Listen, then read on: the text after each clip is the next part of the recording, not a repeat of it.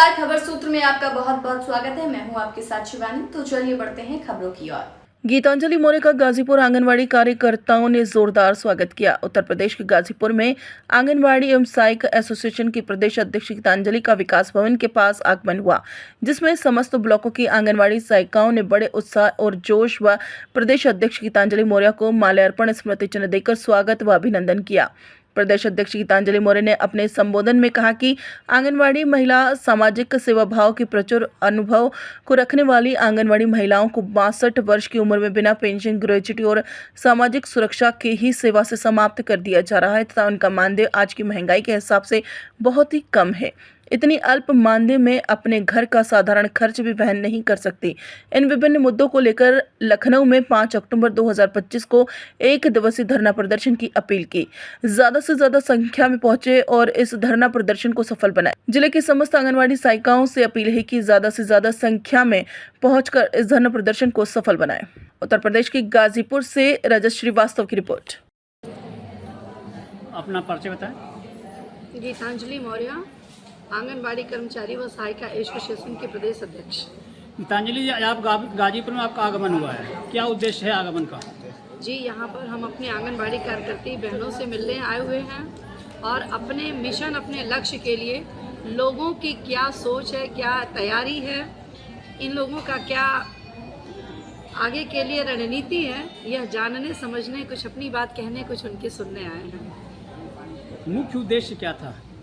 जी, मुख्य उद्देश्य है कि हमारा 5 तारीख को लखनऊ के इको गार्डन में एक कार्यक्रम है, एक महासम्मेलन, एक संगोष्ठी, जो इस बार 1975 में जो हमारे आंगनबाड़ी आईसीडीएस विभाग की स्थापना हुई थी, 2025 में 2 अक्टूबर को 50 वर्ष पूरे हो रहे हैं। चूँकि 2 अक्टूबर को दशहरा होने के नाते इस कार्यक्रम को हम लोग जो 50वीं वर्षगांठ मनाने जा रहे हैं, उसको हम लोगों ने 5 अक्टूबर को किया है।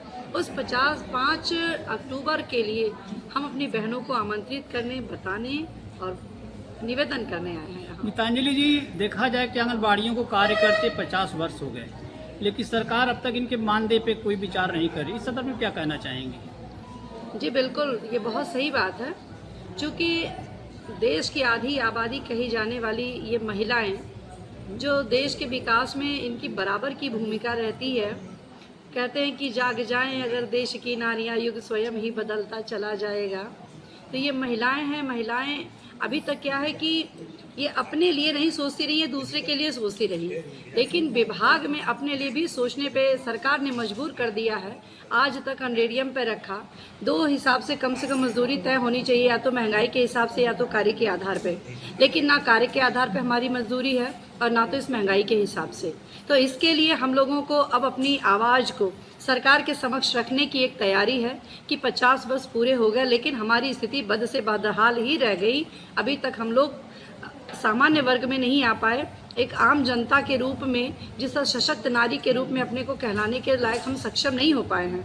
तो इसके लिए एक तैयारी हम लोगों की है कि अगर सरकार हम लोगों को यूं ही अनदेखा करती रही तो ना जाने कितने सरकारें आएंगी और जाएंगी, उनको भी हम लोग ऐसे ही अनदेखी करके और हम अपने लक्ष्य के ओर आगे बढ़ते चले जाएंगे। गीतांजलि, देखा जाए कि आपके विभाग के पदाधिकारी खुद आपके आंगनबाड़ियों का शोषण करते हैं, इस संदर्भ में क्या कहना चाहेंगे?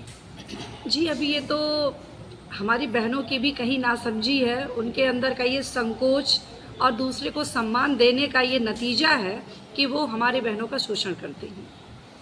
Thank you.